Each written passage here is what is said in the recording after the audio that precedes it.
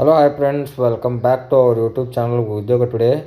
ಇವತ್ತಿನ ಈ ಒಂದು ವಿಡಿಯೋದೊಳಗೆ ಪ್ರಧಾನ ಜಿಲ್ಲಾ ನ್ಯಾಯಾಲಯದಲ್ಲಿ ಖಾಲಿ ಇರುವಂತಹ ಹುದ್ದೆಗಳನ್ನ ನೇಮಕಾತಿ ಮಾಡಿಕೊಳ್ಳೋಕೆ ಒಂದು ಅಧಿಸೂಚನೆಯನ್ನು ಹೊರಡಿಸಿದ್ದಾನೆ. ಇಲ್ಲಿ ನೀವು ನೋಡ್ಬೋದು, ಚಿಕ್ಕಮಗಳೂರದಾಗ ಖಾಲಿ ಇರುವಂತಹ ಹುದ್ದೆಗಳನ್ನ ಜಿಲ್ಲಾ ನ್ಯಾಯಾಲಯದಲ್ಲಿ ಖಾಲಿ ಇರುವಂಥ ಹುದ್ದೆಗಳನ್ನ ನೇಮಕಾತಿ ಮಾಡಿಕೊಳ್ಳೋಕೆ ಒಂದು ಆದೇಶವನ್ನು ಹೊರಡಿಸಿದ್ದಾನೆ. ಮತ್ತು ಈ ಒಂದು ನೋಟಿಫಿಕೇಷನ್ ಒಳಗೆ ಏನೇನು ಐತಿ ಮತ್ತು ಅದಕ್ಕೆ ಕ್ವಾಲಿಫಿಕೇಷನ್ ಏನು ಬೇಕು ಮತ್ತು ಎಕ್ಸಾಮ್ ಐತೆ ಇಲ್ಲೋ ಮತ್ತು ಲಾಸ್ಟ್ ಡೇಟ್ ಏನು ಎಲ್ಲ ನೋಡ್ಕೊಂಬರೋನು ಬರ್ರಿ. ಮತ್ತು ಇನ್ನೂ ಯಾರು ನಮ್ಮ ಚಾನಲನ್ನು ಸಬ್ಸ್ಕ್ರೈಬ್ ಮಾಡ್ಕೊಂಡಿಲ್ಲ ಸಬ್ಸ್ಕ್ರೈಬ್ ಮಾಡ್ಕೊರಿ. ಯಾಕಂದ್ರೆ ನಾವು ಮಾಡುವಂಥ ವೀಡಿಯೋಗಳು ನಿಮ್ಗೆ ಅತಿ ವೇಗವಾಗಿ ಬಂದು ತಲುಪ್ತವೆ. ಇದರಿಂದ ಲಾಸ್ಟ್ ಡೇಟ್ ಮುಗಿದ್ರೊಳಗೆ ನಿಮ್ಗೆ ನೋಟಿಫಿಕೇಷನ್ ಬರ್ತೈತಿ. ನೀವೇನಾರು ವೀಡಿಯೋ ಚಾನಲ್ ಸಬ್ಸ್ಕ್ರೈಬ್ ಮಾಡ್ಕೊಲಿಕ್ಕಂದ್ರೆ ವೀಡಿಯೋ ಸಜೆಷನ್ ಆಗೋದು ಲೇಟ್ ಆಗ್ಬೋದು. ಲೇಟ್ ಆದ್ಮೇಲೆ ಅಟೋಟಿಗೆ ನಿಮ್ದು ಲಾಸ್ಟ್ ಡೇಟ ಮುಗಿದು ಹೋಗಿರ್ತೈತಿ. ಅದಕ್ಕಾಗಿ ನಮ್ಮ ಚಾನಲನ್ನು ಸಬ್ಸ್ಕ್ರೈಬ್ ಮಾಡ್ಕೊರಿ.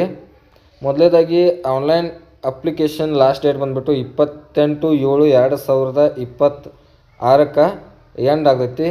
ಈ ಒಂದು ಕೋರ್ಟ್ನಲ್ಲಿ ಖಾಲಿ ಇರುವಂತಹ ಆದೇಶ ಜಾರಿಕಾರರು ಪ್ರೊಸೆಸ್ ಸರ್ವರ್ ಅಂತ ಹೇಳ್ಬಿಟ್ಟು ಪೋಸ್ಟ್ ಐತಿ, ಅದನ್ನು ಕರೆದಾನ. ಇಲ್ಲಿ ನೀವು ನೋಡ್ಬೋದು, ಟೋಟಲ್ ಹುದ್ದೆಗಳು ಬಂದುಬಿಟ್ಟು 2 ಹುದ್ದೆಗಳದಾವ. ಇದರದ ಸ್ಯಾಲ್ರಿ ಬಂದುಬಿಟ್ಟು 31,775 ರೂಪಾಯಿದಿಂದ 61,300 ರೂಪಾಯಿವರೆಗೂ ನಿಮ್ಗೆ ಇದ್ರೊಳಗೆ ಸ್ಯಾಲ್ರಿ ಸಿಗ್ತೈತಿ. ಮತ್ತು ಈ ಹುದ್ದೆಗಳು ಯಾವ್ಯಾವ ಇದಕ್ಕೆ ಖಾಲಿ ಇದಾವಂದ್ರೆ, ಸಾಮಾನ್ಯ ಅಭ್ಯರ್ಥಿ ಒಳಗೆ ಮಾಜಿ ಸೈನಿಕರಿಗೆ 1 ಹುದ್ದೆ ಖಾಲಿ ಐತಿ. ಮತ್ತು ಪ್ರವರ್ಗ 2B ಒಳಗೆ ಗ್ರಾಮೀಣ ಅಭ್ಯರ್ಥಿಗೆ 1 ಪೋಸ್ಟ್ ಖಾಲಿ ಐತಿ. ಇವೆರಡು ಕಾಸ್ಟ್ಗಳಿಗೆ ಖಾಲಿ ಐತಿ. ಮತ್ತು ಉಳ್ಕಿದವ್ರು ಯಾರು ಇದಕ್ಕೆ ಅಪ್ಲೈ ಮಾಡೋಕ್ಕೆ ನಡೆಯಂಗಿಲ್ಲ.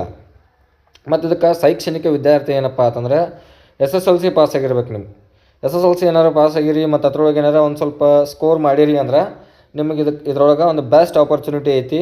ಯಾಕಂದ್ರೆ ಇದು ಗೋರ್ಮೆಂಟ್ ಜಾಬ್ ಆಗ್ತೈತಿ. ಮತ್ತು ನೆಕ್ಸ್ಟ್ ಇನ್ನೂ ಒಂದು ಏನಪ್ಪ ಅಂದ್ರೆ, ನಿಮ್ಮ ಕಡೆ ವಾಹನ ಚಾಲನೆ ಪರವಾನಗಿ ಅಂದರೆ DL ಇರ್ಬೇಕು. ನಿಮ್ಮ ಕಡೆ DL ಇತ್ತಂದ್ರೆ ಇದಕ್ಕೆ ಹೆಚ್ಚಿನ ಆದ್ಯತೆಯನ್ನು ನಿಮ್ಗೆ ಕೊಡ್ತಾರೆ.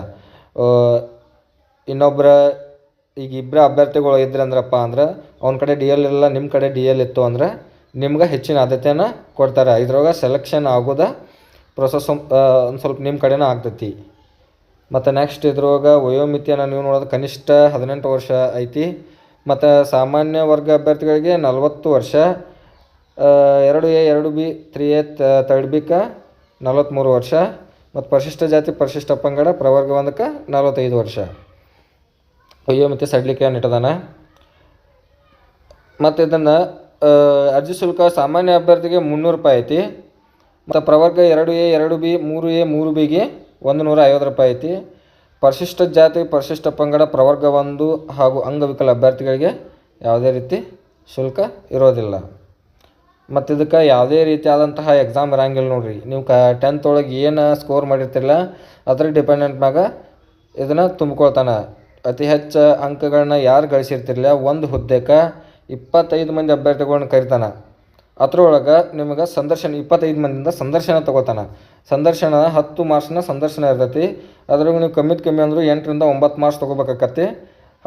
8ರಿಂದ 9 ಮಾರ್ಕ್ಸ್ ತೊಗೊಂಡ್ರಿ ಅಂದ್ರೆ ನಿಮ್ಗೆ ಸೆಲೆಕ್ಷನ್ ಪ್ರೊಸೆಸ್ ಆಗ್ತೈತಿ.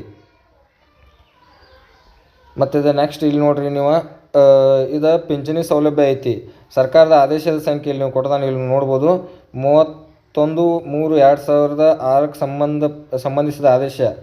ಇದ್ರೊಳಗೆ ಸರ್ಕಾರದ ಪಿಂಚಣಿನೂ ಇದಕ್ಕೆ ಇನ್ಕ್ಲೂಡ್ ಐತಿ. ಅದಕ್ಕೆ ಯಾರ್ಯಾರು ಕೋರ್ಟ್ ಒಳಗೆ ಜಾಬ್ ನಿರೀಕ್ಷೆಯಲ್ಲಿದ್ರಲ್ಲ ಅವ್ರಿಗೊಂದು ಇದು ಬೆಸ್ಟ್ ಆಪರ್ಚುನಿಟಿ ಐತಿ.